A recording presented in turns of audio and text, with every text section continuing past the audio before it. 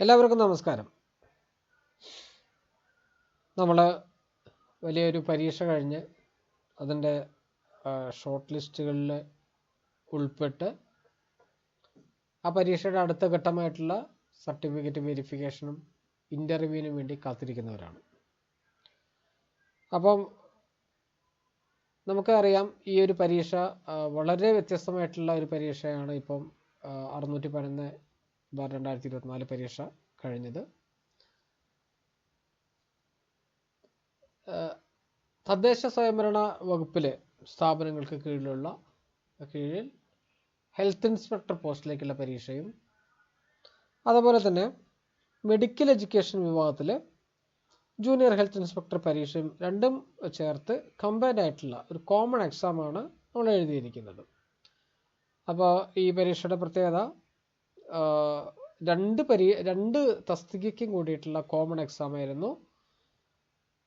ഒരേ മാർക്കിൻ്റെ അടിസ്ഥാനത്തിൽ തന്നെയാണ് അതിൽ റാങ്ക് ലിസ്റ്റ് തയ്യാറാക്കുന്നതും അതുപോലെ തന്നെ അതിനകത്തേക്ക് നിയമനങ്ങൾ നടത്തുന്നതും എല്ലാം ഈ ഒരൊറ്റ പരീക്ഷയുടെ മാർക്കിനെ അടിസ്ഥാനപ്പെടുത്തിയായിട്ടാണ് റാങ്ക് ലിസ്റ്റുകൾ തയ്യാറാക്കുന്നത്.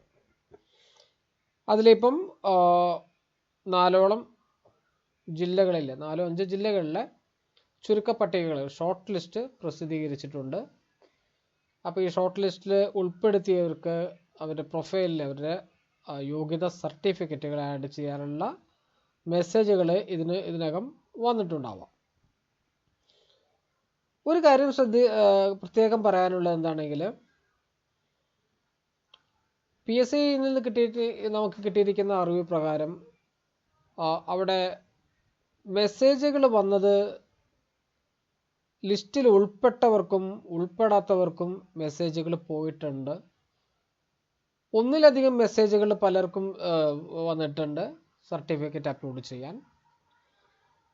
അപ്പോൾ ഇതെല്ലാം ചില സാങ്കേതികമായിട്ടുള്ള കാരണങ്ങളാൽ കൊണ്ട് അങ്ങനെ മെസ്സേജുകൾ പലർക്കും പോയിട്ടുണ്ടെന്നാണ് PSCയിൽ നിന്ന് നമുക്ക് അറിയാൻ കഴിഞ്ഞിട്ടുള്ളത്. എന്നിരുന്നാലും നമുക്കറിയാം നമുക്ക് എത്രത്തോളം മാർക്ക് നമ്മൾ സ്കോർ ചെയ്തിട്ടുണ്ട്.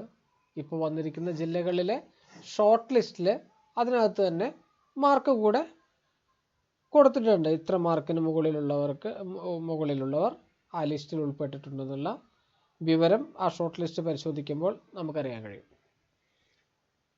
തീർച്ചയായിട്ടും വളരെ ഒരു ബുദ്ധിമുട്ടുള്ള കാര്യമായിരുന്നു ഈ ഒരു പരീക്ഷയുടെ കട്ട് ഓഫ് മാർക്ക് പ്രെഡിക്റ്റ് ചെയ്യുക എന്ന് പറഞ്ഞാൽ. നമ്മൾ കഴിഞ്ഞ പരീക്ഷയുടെ ഹെൽത്ത് സർവീസിൽ നടന്ന പരീക്ഷയുടെ കട്ട് ഓഫ് മാർക്ക് നമ്മൾ പ്രെഡിക്റ്റ് ചെയ്തിരുന്നു. ഏതാണ്ട് ആ ഒരു റേഞ്ചിൽ തന്നെയായിരുന്നു എല്ലാ ജില്ലകളിലെയും കട്ട് ഓഫ് മാർക്ക്.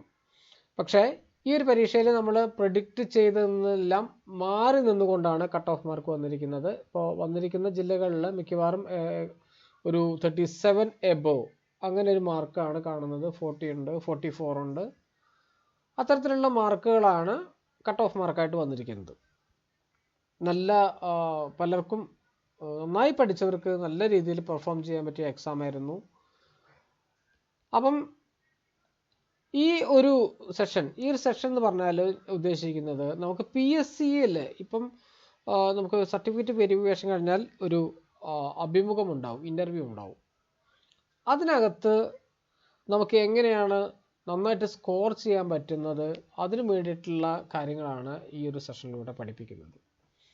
ഇത് എത്രത്തോളം നമുക്ക് നല്ല രീതിയിൽ പ്രസൻറ്റ് ചെയ്യാൻ പറ്റുന്നോ അത്രത്തോളം നമുക്ക് മാർക്ക് സ്കോർ ചെയ്യാൻ പറ്റും. ഈ മാർക്ക് കൂടെ നിങ്ങൾ റിട്ടൺ എക്സാമിന് സ്കോർ ചെയ്തിരിക്കുന്ന മാർക്കിൻ്റെ കൂടെ ആഡ് ചെയ്ത് നിങ്ങളുടെ റാങ്കിനെ പ്രതിഫലിക്കും.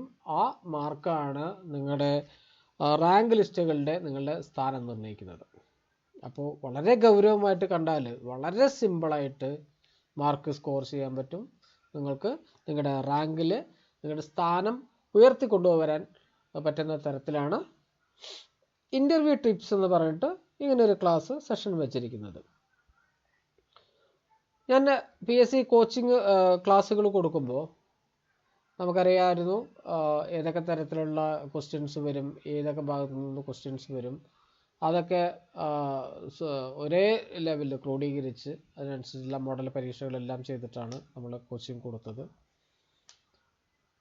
പിന്നെ നിരവധി ആളുകളുമായിട്ടുള്ള നമ്മുടെ ബന്ധങ്ങളെല്ലാം പ്രയോജനപ്പെടുത്തി ഓരോ ജില്ലയിലും നമുക്ക് ഈ PSC ഇൻ്റർവ്യൂകളിൽ ഏതൊക്കെ തലത്തിൽ നിന്നാണ് ചോദ്യങ്ങൾ വരാൻ സാധ്യത ഉള്ളത്, ഏതൊക്കെയാണ് വന്നിരുന്നത്, പ്രീവിയസ് ആയിട്ടുള്ള ഇൻ്റർവ്യൂയുടെ കാര്യങ്ങളെല്ലാം നമ്മൾ ചോദിച്ചറിഞ്ഞ് ഓരോ ജില്ലയ്ക്കും ഓരോ ജില്ലയിലുള്ള ഉദ്യോഗാർത്ഥികൾക്കും അവർക്ക് ആ ഇൻ്റർവ്യൂ പാസ്സാവുന്ന വേണ്ടിയിട്ടുള്ള തരത്തിലുള്ള ക്ലാസ്സുകളാണ്. ക്ലാസ്സുകൾ മീൻസ് അവർക്ക് എങ്ങനെയാണത് സക്സസ് ആവാൻ പറ്റുക അതിന് വേണ്ടിയിട്ടുള്ള കാര്യങ്ങളെല്ലാം നമ്മൾ ഇവിടുന്ന് പഠിപ്പിച്ചു തരും. അതിന് വേണ്ടിയിട്ടാണ് ഇങ്ങനെ ഒരു ക്ലാസ് സ്റ്റാർട്ട് ചെയ്തിരിക്കുന്നത്. ഓക്കെ, അപ്പോൾ ഇനിയും അടുത്തടുത്ത ദിവസങ്ങളായിട്ട് ബാക്കിയുള്ള ജില്ലകളിലെ ബാക്കി 10 ജില്ലകളിലേക്ക് എല്ലാം ഷോർട്ട് ലിസ്റ്റുകൾ പബ്ലിഷ് ആവും. അതിന് കൂടെ തന്നെ മെഡിക്കൽ എഡ്യൂക്കേഷൻ്റെ ഷോർട്ട് ലിസ്റ്റ് വരും. അവിടെയും ഈ പ്രൊസീജിയർ തന്നെ അവിടെ നടക്കും. അപ്പം നല്ല രീതിയിൽ പെർഫോം ചെയ്താൽ നല്ല ഒരു സ്കോറ് നമുക്ക് ഈ ഇൻ്റർവ്യൂ വിഭാഗത്തിൽ നിന്ന് നേടിയെടുക്കാൻ പറ്റും. അതിലൂടെ ഞാൻ നേരത്തെ പറഞ്ഞതുപോലെ നമ്മുടെ ജോലിയുടെ സാധ്യത ഒന്നുകൂടി ഉയർത്താൻ പറ്റും. അതിന് വേണ്ടിയിട്ടുള്ള കുറച്ച് മോട്ടിവേഷൻ ക്ലാസ്സുകളുണ്ടാവും. മോട്ടിവേഷൻ പറഞ്ഞാൽ ഇൻ്റർവ്യൂ എങ്ങനെയാണ് നമുക്ക് സക്സസ് ആവാൻ പറ്റുക അതിന് വേണ്ടിയിട്ടുള്ള നിങ്ങളെ ബലപ്പെടുത്തുന്നതിന് വേണ്ടിയിട്ടുള്ള കാര്യങ്ങൾ. പിന്നെ നമ്മുടെ ടോപ്പിക് വൈസ് നമ്മുടെ ടോപ്പിക്കിൽ ഏതൊക്കെ ഭാഗങ്ങളിലാണ് നിരന്തരം ചോദ്യങ്ങൾ ചോദിക്കുക. ഇപ്പോൾ അറിയാമല്ലോ LSGD എന്ന് പറഞ്ഞാൽ ലോക്കൽ സെൽഫ് ഗവൺമെൻറ്, തദ്ദേശ സ്വയംഭരണ വകുപ്പ്. അവിടെ പബ്ലിക് ഹെൽത്ത് ഇൻസ്പെക്ടർ എന്നുള്ള പോസ്റ്റിലേക്കാണ് നിയമനം നടത്തുന്നത്. നമ്മൾ നേരത്തെയൊക്കെ പഠിച്ചിരുന്ന കാര്യങ്ങളൊക്കെ ജൂനിയർ ഹെൽത്ത് ഇൻസ്പെക്ടർ ആയിരുന്നു. പക്ഷേ ഇത് വ്യത്യാസമുണ്ട്. പബ്ലിക് ഹെൽത്ത് ഇൻസ്പെക്ടർ എന്നുള്ള തസ്തികയിലേക്കാണ് നിയമനം നടത്തുന്നത്. അപ്പം ഈ ഒരു പബ്ലിക് ഹെൽത്ത് ഇൻസ്പെക്ടറുടെ ജോലി എന്തൊക്കെയാണ്, എങ്ങനെയൊക്കെയാണ് ചോദ്യങ്ങൾ വരിക, എന്തൊക്കെ ജോലികളാണ് ചെയ്യേണ്ടത്, അത്തരത്തിലുള്ള കാര്യങ്ങളൊക്കെ നമ്മൾ A to Z നമ്മൾ ഈ ക്ലാസ്സിനകത്ത് നമ്മൾ പഠിച്ചെടുക്കും.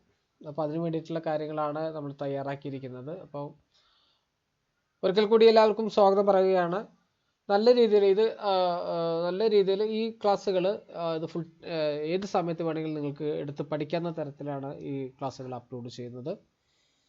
അപ്പം നമുക്ക് ഇന്ന് നമ്മൾ ഇതിൻ്റെ ഇൻ്റർവ്യൂ ടിപ്സിൻ്റെ ഇൻട്രൊഡക്ഷനാണ് നമ്മളത് ചെയ്യുന്നത്.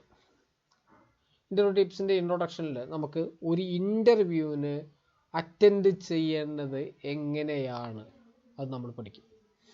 അപ്പോൾ അതിൽ അറിഞ്ഞിരിക്കേണ്ടതായിട്ടുള്ള കുറച്ച് പോയിന്റുകൾ നമ്മൾ ആദ്യമേ നമ്മൾ അറിഞ്ഞിരിക്കേണ്ടതാണ്. 5P എന്ന് പറയും. എന്താണ് 5P? 5P എന്ന് പറഞ്ഞാൽ പിയിൽ സ്റ്റാർട്ട് ചെയ്യുന്ന preparation, practice, punctuality, presentation, performance. ഈ 5 ഘടകങ്ങളാണ് ഒരു ഇൻ്റർവ്യൂവിൽ നിങ്ങളെ എങ്ങനെയാണ് നിങ്ങൾക്ക് സക്സസ് ആവാൻ പറ്റുക എന്നത് ഈ ഒരു 5 ഘടകങ്ങളെ ആശ്രയിച്ചിരിക്കും.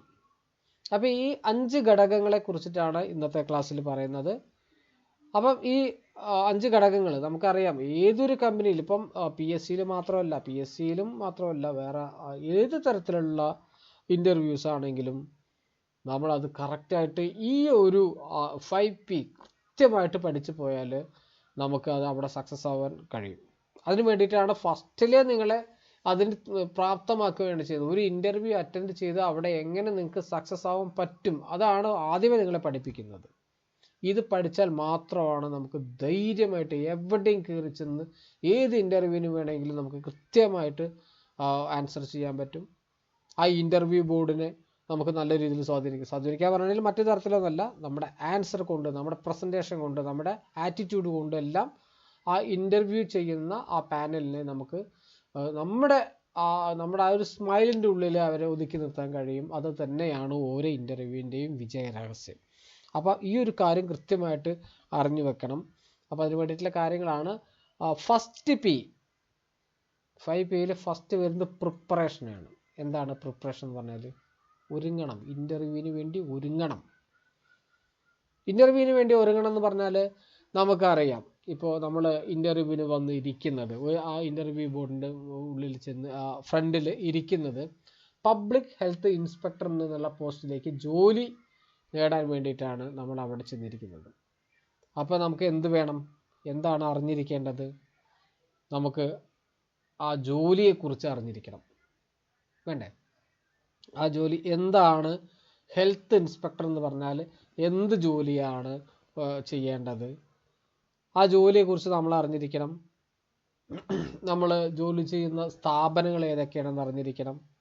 നമ്മുടെ ഹയർ ആയിട്ടുള്ള അതോറിറ്റികൾ ഏതാണെന്ന് അറിഞ്ഞിരിക്കണം. ചിലപ്പോൾ പഞ്ചായത്ത് ആവാം, മുനിസിപ്പാലിറ്റി ആവാം. ഇതെല്ലാം നമ്മൾ അറിഞ്ഞിരിക്കണം. അപ്പോൾ നമ്മൾ ആദ്യമേ എന്ത് ചെയ്യണം? നമ്മൾ നമ്മുടെ ജോലിയെക്കുറിച്ച് കൃത്യമായിട്ട് പഠിക്കണം. ഹെൽത്ത് ഇൻസ്പെക്ടർ എന്ന് പറഞ്ഞിരിക്കുന്ന ആ പൊസിഷനിൽ എന്ത് ജോലിയാണ് ചെയ്യേണ്ടി വരിക, ആ നമ്മൾ ചെയ്യേണ്ടി വരുന്ന ആ ജോലിയെക്കുറിച്ച് ആദ്യമേ നമ്മൾ വിശദമായിട്ട് കൃത്യമായിട്ട് പഠിച്ചിരിക്കണം. അവിടെയാണ് പ്രിപ്പറേഷൻ എന്നുള്ള പോയിന്റിൽ നമുക്ക് സക്സസ് ആവാൻ പറ്റുള്ളൂ. പ്രിപ്പറേഷൻ എന്ന് പറഞ്ഞാൽ നമ്മൾ എന്ത് ജോലിയാണ് നമ്മൾ ചെയ്യാൻ പോകുന്നത് അതിനെക്കുറിച്ച് കൃത്യമായിട്ട് അറിഞ്ഞിരിക്കുക. ചില ഇൻ്റർവ്യൂ ബോർഡുകളിൽ ചോദിക്കും ഹെൽത്ത് ഇൻസ്പെക്ടറിൻ്റെ എന്തൊക്കെയാണ് ജോലികൾ ചോദിക്കും. അത് നമ്മൾ വിശദമായിട്ടുള്ള ക്ലാസ്സിലേക്ക് വരും. ഒരു ഹെൽത്ത് ഇൻസ്പെക്ടറിൻ്റെ ജോലി എന്താണെന്ന് ചോദിച്ചിട്ടുണ്ടെങ്കിൽ നമ്മൾ വളരെ കൃത്യമായിട്ട് ഇന്നതുമായിട്ട് കൃത്യമായിട്ട് എണ്ണി പറയുമ്പോൾ ആ ഇൻ്റർവ്യൂ ബോർഡ് നമ്മളോട് മതിപ്പ് തോന്നും. കാരണം ഈ വ്യക്തിക്ക് കൃത്യമായിട്ട് ആ ജോബ് റെസ്പോൺസിബിലിറ്റീസ് എന്തൊക്കെയാണെന്ന് കൃത്യമായിട്ട് അറിയാൻ പറ്റും. നമ്മൾ തിയറിറ്റിക്കലായിട്ട് പഠിച്ചിരിക്കുന്ന ജോബ് റെസ്പോൺസിബിലിറ്റി പറഞ്ഞിട്ടുണ്ടെങ്കിൽ ചിലപ്പം ഇൻ്റർവ്യൂ ബോർഡിലെ ആളുകൾക്ക് മനസ്സിലായിക്കോണമെന്നില്ല. പക്ഷേ എന്നിരുന്നാലും നമ്മൾ പബ്ലിക്കിലേക്ക് ഇറങ്ങി ചെന്ന് എന്തൊക്കെ പ്രവർത്തനങ്ങളാണ് ചെയ്യുന്നത് ആ തരത്തിലുള്ള പ്രസൻറ്റേഷൻ നമ്മൾ കൊടുക്കുകയാണെങ്കിൽ അത് കൃത്യമായിട്ട് ഇൻ്റർവ്യൂ ബോർഡിന് മനസ്സിലാക്കാൻ സാധിക്കും. അപ്പം പ്രിപ്പറേഷനാണ് ഏറ്റവും ഫസ്റ്റിൽ വേണ്ടത്. നമ്മൾ തയ്യാറാവുക, നമ്മൾ ചെയ്യാൻ പോകുന്ന ജോലി എന്താണെന്ന് മനസ്സിലാക്കുക, എന്തൊക്കെ ജോലി നമ്മൾ ചെയ്യേണ്ടി വരുന്നത് നമുക്ക് മനസ്സിലാക്കുക, ആരൊക്കെ നമുക്ക് കോപ്പറേറ്റ് ചെയ്തിട്ട് നമ്മൾ ജോലി ചെയ്യേണ്ടി വരുന്നു അല്ലാത്ത കാര്യങ്ങളൊക്കെ നമ്മൾ കൃത്യമായിട്ട് മനസ്സിലാക്കുക. ഇനി എന്താണ് അടുത്ത പോയിന്റ് വരുന്നത്? പ്രാക്ടീസാണ്. പ്രാക്ടീസിൽ എന്താ വരുന്നത്? പ്രാക്ടീസിൽ വേറെ ഒന്നുമല്ല. പ്രാക്ടീസ് എന്ന് പറയുമ്പോൾ നമുക്ക് ഇപ്പം ഒരു ഇൻ്റർവ്യൂവിൽ എന്തൊക്കെ പറയണം, എങ്ങനെ പ്രസൻറ്റ് ചെയ്യണം, ഇത്തരം കാര്യങ്ങളൊക്കെ നമുക്ക് തന്നെ സ്വയം പ്രാക്ടീസ് ചെയ്തുകൊണ്ടിരിക്കാം. ഇപ്പം ഞാൻ ഈ പറയുന്ന കാര്യങ്ങളെല്ലാം കേട്ടിട്ട്, അല്ലെങ്കിൽ ഇപ്പം നിങ്ങളുടെ അടുത്ത് ഒരാൾ ഒരു ചോദ്യം ചോദിക്കുകയാണ്, അല്ലെങ്കിൽ ചില വേണമെങ്കിൽ ഫാമിലി മെമ്പേഴ്സിൻ്റെ സഹായം തേടാം. ഇത്രയും ഇങ്ങനെ ചെയ്തിട്ട് നമുക്ക് ആ ഒരു പ്രാക്ടീസ് ചെയ്യാം. നമുക്ക് ഒരു ക്വസ്റ്റ്യൻ വന്നാൽ അത് എങ്ങനെയാണ് ആൻസർ കൊടുക്കേണ്ടത്, അല്ലെങ്കിൽ ചിലപ്പം ഒരു ഡെമോൺസ്ട്രേഷൻ ചോദിക്കാം.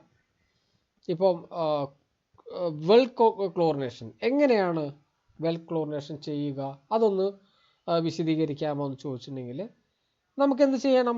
നമുക്കത് കൃത്യമായിട്ട് അവരുടെ അടുത്ത് പറഞ്ഞു കൊടുക്കാൻ കഴിയണം. അപ്പോൾ ഇത്തരം കാര്യങ്ങൾ നമ്മളത് പറഞ്ഞ് പ്രാക്ടീസ് ചെയ്യുക. വെൽ ക്ലോറിനേഷൻ ആയിക്കോട്ടെ, ഫോഗിങ് ആയിക്കോട്ടെ, മറ്റ് എന്തൊരു തരത്തിലുള്ള ഇപ്പോൾ നമ്മൾ സോഴ്സ് റിഡക്ഷൻ ആയിരിക്കും.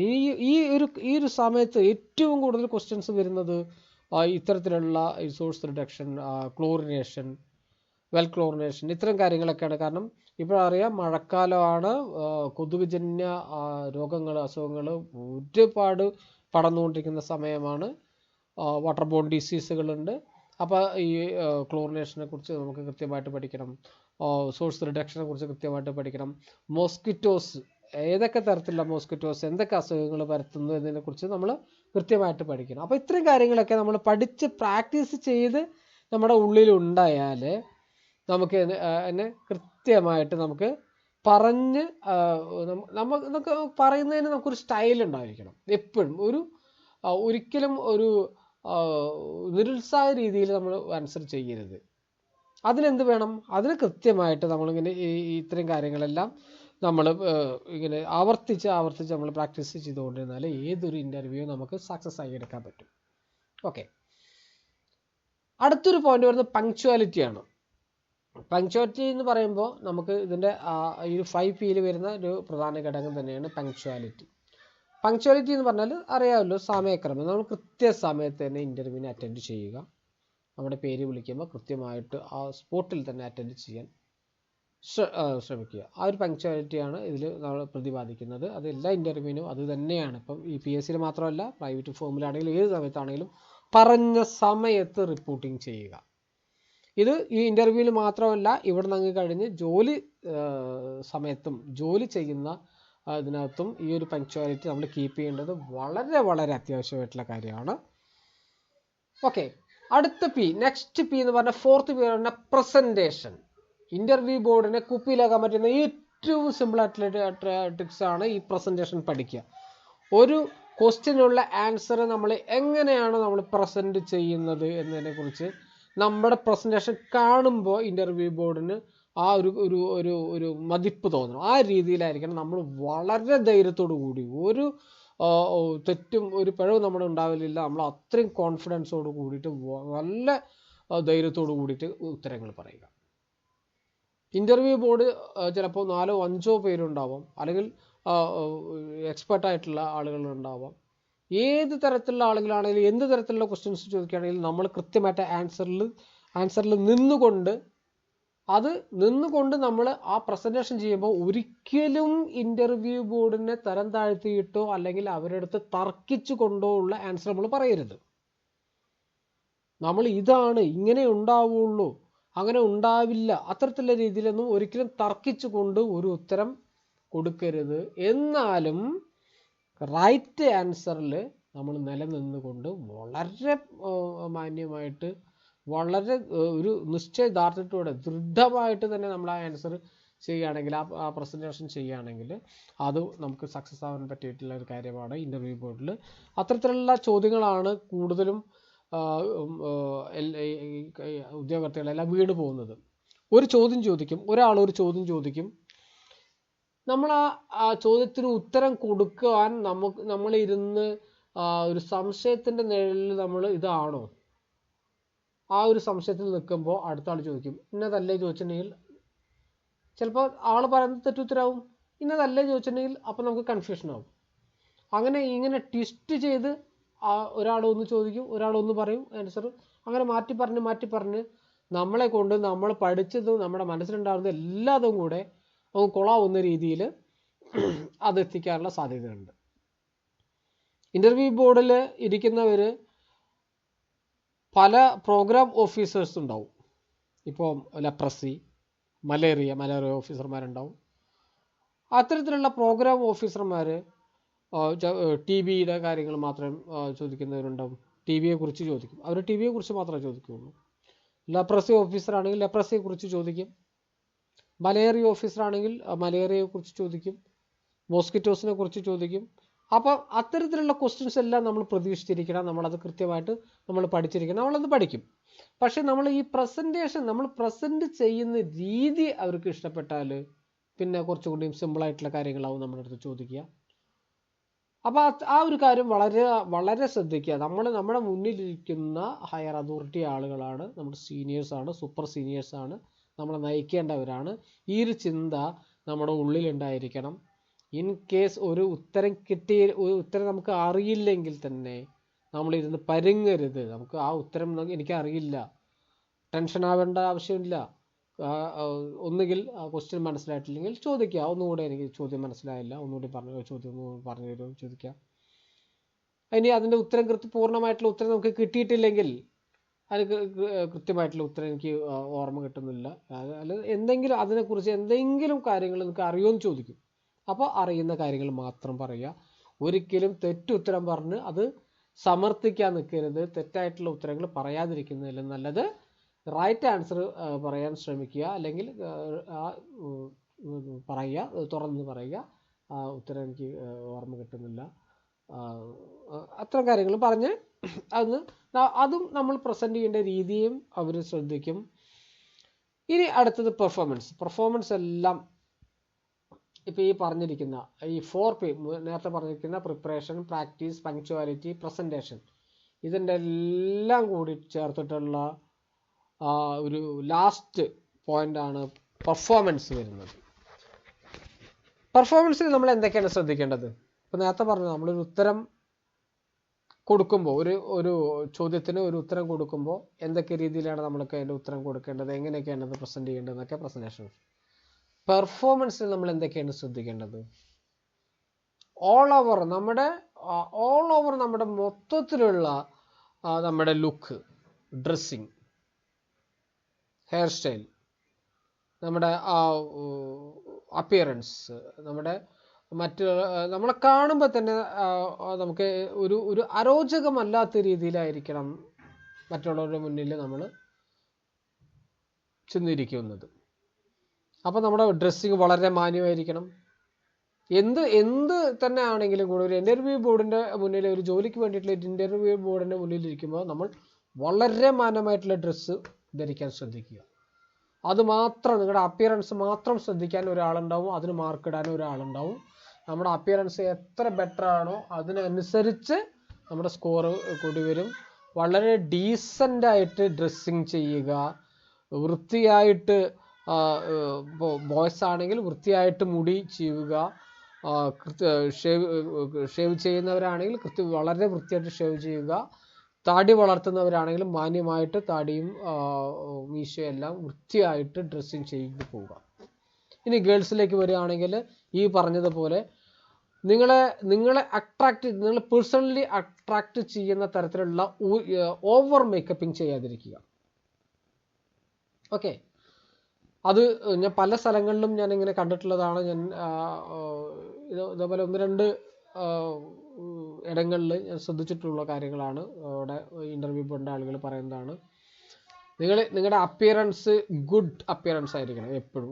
ഒരു തലത്തിലും ഒരു ഓവർ അട്രാക്ഷൻ വരുന്ന തരത്തിലുള്ള ഒരു ഓവർ മേക്കപ്പോ അത്തരം കാര്യങ്ങളൊന്നും ഇല്ലാതെ വളരെ നീറ്റ് ആൻഡ് ജെൻറ്റിലായിട്ട് വേണം ഡ്രസ്സിങ് ചെയ്യുവാൻ, മേക്കപ്പ് ചെയ്യുവാൻ, മുടി ഹെയർ സ്റ്റൈൽ ചെയ്യുവാൻ. ഇത്തരം കാര്യങ്ങളൊക്കെ ആകുമ്പോൾ നിങ്ങളുടെ അപ്പിയറൻസ് ഓക്കെ. ഇനി നമ്മൾ പെർഫോം ചെയ്യുമ്പോൾ, നമ്മൾ ഇൻ്റർവ്യൂ ബോർഡിൻ്റെ ഫ്രണ്ടിൽ നമ്മൾ ഇരിക്കുമ്പോൾ അത് വളരെ ശ്രദ്ധിക്കേണ്ട കാര്യമാണ്. നിങ്ങൾക്ക് തന്നിരിക്കുന്ന ചെയറിൻ്റെ ഫസ്റ്റ് എൻഡിൽ മാത്രം ഇരിക്കരുത്. മനസ്സിലായോ? ഈ കസേരയുടെ ഏറ്റവും ഫ്രണ്ടിൽ മാത്രം ആയിട്ട് ഇരിക്കുന്ന ഒരു രീതിയാണ് ഫസ്റ്റ് എൻഡിൽ ഇരിക്കുന്നത്. അങ്ങനെ ചെയ്യരുത്. ആ ചെയർ എന്ന് പറഞ്ഞാൽ നിങ്ങൾക്ക് പൂർണ്ണമായിട്ടും തന്നിരിക്കുന്ന ചെയറാണ്. അതിൽ കംഫർട്ടായിട്ട് ഇരിക്കുക. ഏറ്റവും നിങ്ങൾക്ക് നിങ്ങളുടെ മുന്നിലിരിക്കുന്നവരടുത്ത് ഏറ്റവും കംഫർട്ടായിട്ട് സംസാരിക്കാൻ പറ്റുന്ന രീതിയിൽ ഇരിക്കുക. അവിടെ ഇരിക്കുമ്പോൾ ഒരു പക്ഷേ നിങ്ങളുടെ കയ്യിലോ മടിയിലോ നിങ്ങളുടെ സർട്ടിഫിക്കറ്റിൻ്റെ ഫയലുകൾ ഉണ്ടാവും.